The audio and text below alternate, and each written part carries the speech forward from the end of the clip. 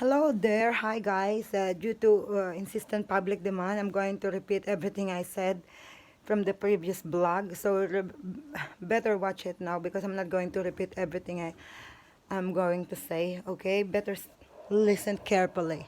So, here's to answer all your question and query. If you're planning to go vacation on a country that is categorized at dark red zone or red zone, for example, the Philippines, you have to secure the code from the health authority in Malta. So you have to type the COVID betting. You have to send them send them an email, and you have to secure their approval first. First, state your reason. Only the essential reason is accepted from the COVID betting from the health authorities. Okay, so you just have to simply send them an email and state your reason for going home, and then forward them your ID card and all your information, how long you stay here in Malta, etc., etc. So upon first prior going to the Philippines, okay. So after you have their code and you already bought your ticket, you have to input there in the because you will be needing that code going back to Malta, not coming to the Philippines, okay? Not going to the Philippines. The code will be you will be needed the code going back to Malta. So it's important, it's vital that you will secure that code, otherwise you cannot come back here anymore. So after they give you the code, because you're going to input that code, the code authorization into the EU-DLF passenger locator form. All right, you have to input in the last part at the bottom part of it. They will be asking you about the code, so you have to input that, and then it will be process your papers. So it is the code is for the EU DLF or passenger locator forms. So you have to the passenger locator form is for the tracking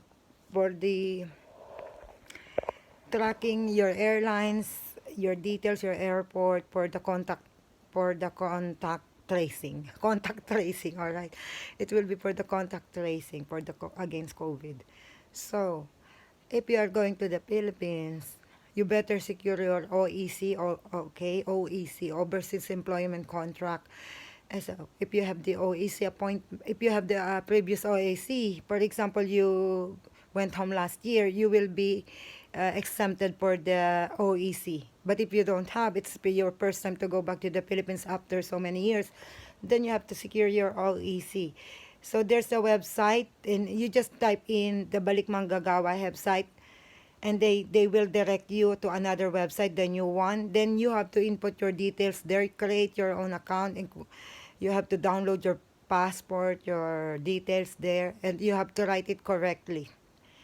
So you will have to make an account, email and password. So that will be your account for your OEC. And then from there onwards, there's the instruction there. So you just have to follow the instruction correctly, and then you will proceed to getting your OEC appointment in the Philippines. It's important to secure it, not to the last minute, because of the current situation that we were into. So after that, what else do you need? And going home to the Philippines, there's the application again. You have to, what else you want to do? You have to register on the One Health Pass. One Health Pass. I don't know if they are still doing that thing, but I know for sure that you have to register on a One Health Pass. So there will be no quarantine in the Philippines. You just have to do the One Health Pass. It's like EUDLF also. It's for the contact tracing as well. You will have to input your details, your flight details, etc., etc. there. Upon securing your health pass, because you're going to show it to them to the airport, there will be people who's going to wait for you there, and you have to show the QR code from the One Health Pass.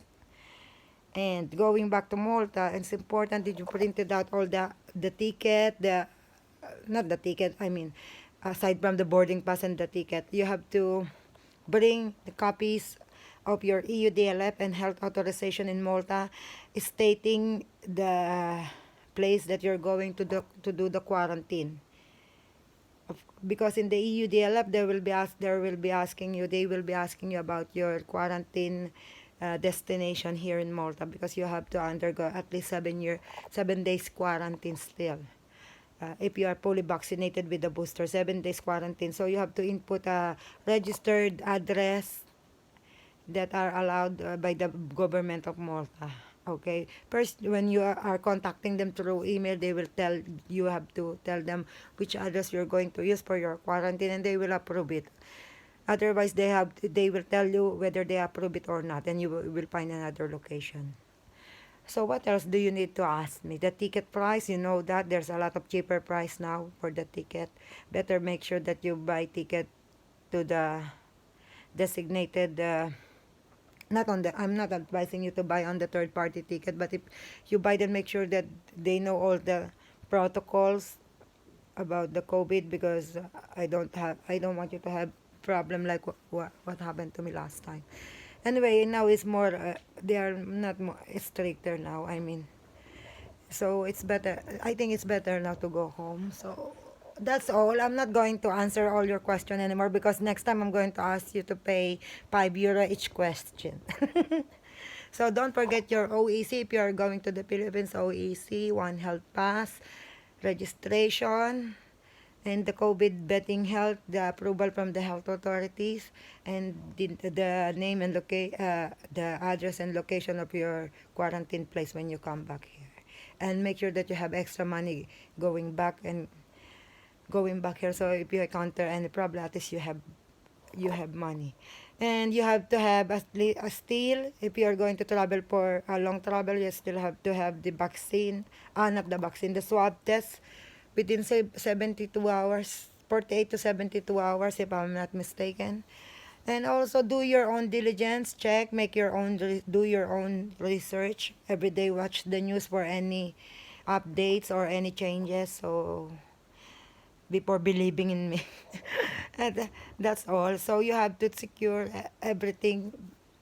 Make sure that you prepare everything and make a printed copy or in your mobile. Printed and mobile. So when it's better to be sure. So if your mobile get lost, at least you have at least another copy to show them. That's all, and good night.